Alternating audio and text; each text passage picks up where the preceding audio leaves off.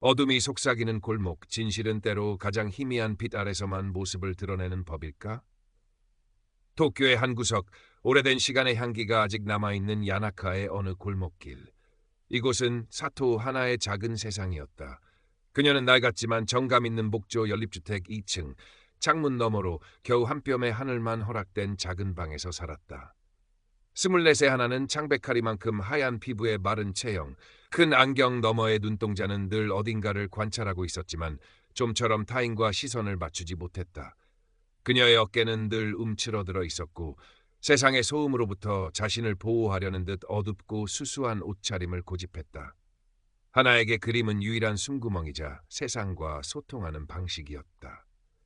그녀의 섬세한 손끝에서 태어난 스케치들은 무심코 지나치는 풍경, 사람들의 순간적인 표정, 빛과 그림자의 미묘한 변화들을 담아냈다. 하지만 그 그림들은 대부분 그녀의 낡은 스케치북 안에서만 숨 쉬었다. 최근 몇 년 사이 야나카에도 변화의 바람이 불고 있었다. 오래된 상점들이 하나둘 문을 닫고 그 자리에는 세련된 카페와 부티크들이 들어섰다. 젠트리피케이션이라는 하나에겐 아직 낯선 단어가 동네 공기를 무겁게 짓눌렀다. 그 변화의 중심에는 마커스 존스라는 외국인 남자가 있었다. 훤칠한 키에 다부진 체격, 언제나 값비싼 맞춤 정장을 입고 부드러운 미소를 짓는 그는 지역사회 발전을 내건 NPO의 대표였다. 그의 매력적인 외모와 유창한 일본어는 사람들의 경계심을 쉽게 허물었지만 그의 눈빛은 어딘가 서늘하고 계산적이었다. 어느 늦은 밤, 아르바이트를 마치고 귀가하던 하나는 익숙한 골목길에서 낯선 광경을 목격했다. 마커스의 NPO 직원으로 보이는 말끔한 차림의 남자 2명이 동네 작은 야채 가게 주인인 스즈키 씨를 둘러싸고 무언가를 압박하고 있었다. 스즈키 씨의 겁에 질린 얼굴, 남자들의 낮지만 위협적인 목소리. 하나는 본능적으로 몸을 숨겼고 심장이 세차게 뛰었다. 그날 밤, 그녀는 떨리는 손으로 스케치북에 그 장면을 그렸다. 어둠과 빛의 경계에 선 인물들, 공포와 위압감이 뒤섞인 공기까지 담아내려는 듯. 다음 날, 하나는 늘 그렇듯 동네 어귀의 낡은 문구점, 다나카 문구점에 들렀다. 백발의 다나카 씨는 묵묵히 가게를 지키고 있었다. 잉크와 오래된 종이 냄새가 배어있는 그곳은 하나에게 작은 위안을 주는 공간이었다. 다나카 씨는 말이 없었지만 가끔씩 건네는 그의 짧은 한마디에는 세상사에 대한 깊은 통찰이 담겨 있곤 했다. 하나는 어젯밤의 일을 말할까 망설였지만 결국 입을 열지 못했다. 그녀의 불안한 눈빛을 읽었는지 다나카 씨는 계산을 마친 하나에게 넌지시 말했다. 세상에는 눈에 보이는 것만이 전부가 아니라네, 아가씨. 며칠 뒤 하나의 작은 세상이 본격적으로 흔들리기 시작했다. 그녀가 사는 낡은 연립주택이 NPO의 재개발 구역에 포함되었다는 통보가 날아온 것이다. 곧이어 다나카 씨의 문구점에도 비슷한 압박이 시작되었다는 소문이 들려왔다. 지역 발전을 위한 불가피한 조치라는 마커스의 부드러운 목소리가 담긴 안내문은 하나에게 공포 그 자체였다. 마커스는 우연을 가장해 하나에게 몇 번 접근해왔다. 그는 하나의 그림에 관심을 보이는 척하며 그녀의 경계심을 누그러뜨리려 했지만 그의 눈빛은 여전히 차가웠다.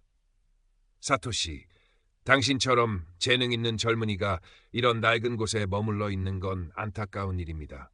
우리의 새로운 프로젝트는 당신 같은 사람들에게 더 많은 기회를 제공할 겁니다. 그의 말은 달콤했지만 그 안에 숨겨진 가시를 하나는 느낄 수 있었다. 그녀가 어젯밤의 일을 목격했다는 것을 혹은 무언가를 알고 있다는 것을 마커스가 눈치챈 것일까. 하나의 불안감은 극에 달했다. 하나의 내면에서 두려움과 분노 그리고 작은 정의감이 충돌했다. 이대로 물러나면 자신뿐만 아니라 다나카 씨와 같은 약자들이 아무런 저항도 못하고 거리로 내몰릴 것이다. 그녀는 평생 누군가의 시선을 피하며 살아왔지만 이번만큼은 도망치고 싶지 않았다. 그녀는 결심했다. 마커스 존스의 실체를 파헤치기로.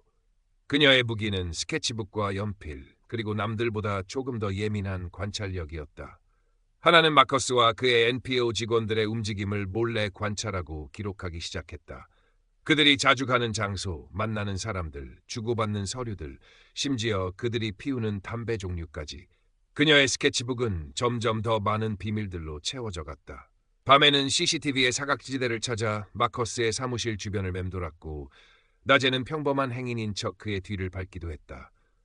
손은 떨렸고 심장은 터질 듯 뛰었지만 연필을 쥔 손만은 이상하리만치 침착했다. 다나카 씨는 하나의 변화를 눈치챘지만 아무것도 묻지 않았다. 다만 가끔씩 그녀에게 필요한 물건을 건네며 의미심장한 말을 덧붙일 뿐이었다. 어둠 속에서는 작은 빛 하나가 등대 역할을 하지. 한 번은 마커스가 특정 정치인과 은밀히 만나는 것을 목격한 하나에게 다나카 씨는 그 정치인의 과거 비리 의혹에 대한 낡은 신문 스크랩을 건네기도 했다. 그는 직접적인 도움은 주지 않았지만 하나에 보이지 않는 조력자였다. 마커스의 감시와 압박은 점점 노골적으로 변해갔다. 낯선 남자들이 하나의 집 주변을 어슬렁거렸고 현관문에는 의미를 알 수 없는 낙서가 생겼다.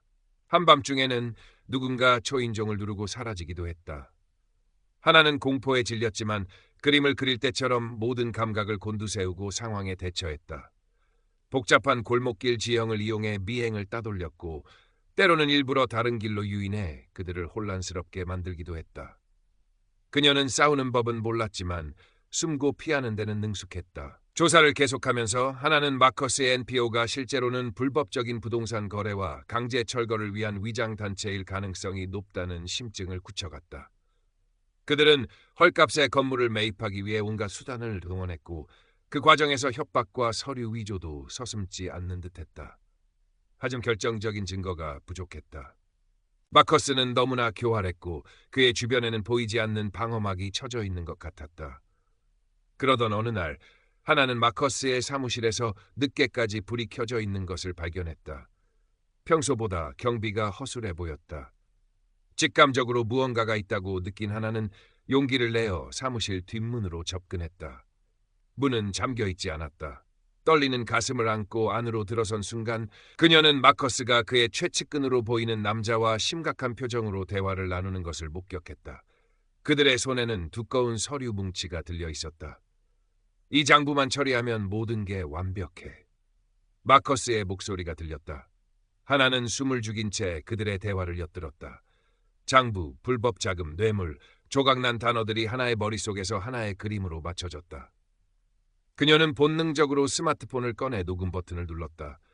그때 마커스가 갑자기 고개를 돌렸다. 누구냐?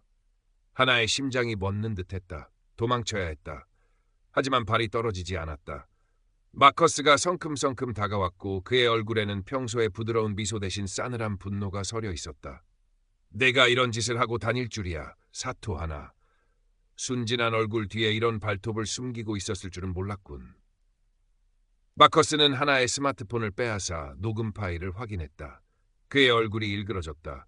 이것만으로는 부족해. 네가 본 것, 네가 그린 것 전부 다 내놔야겠다.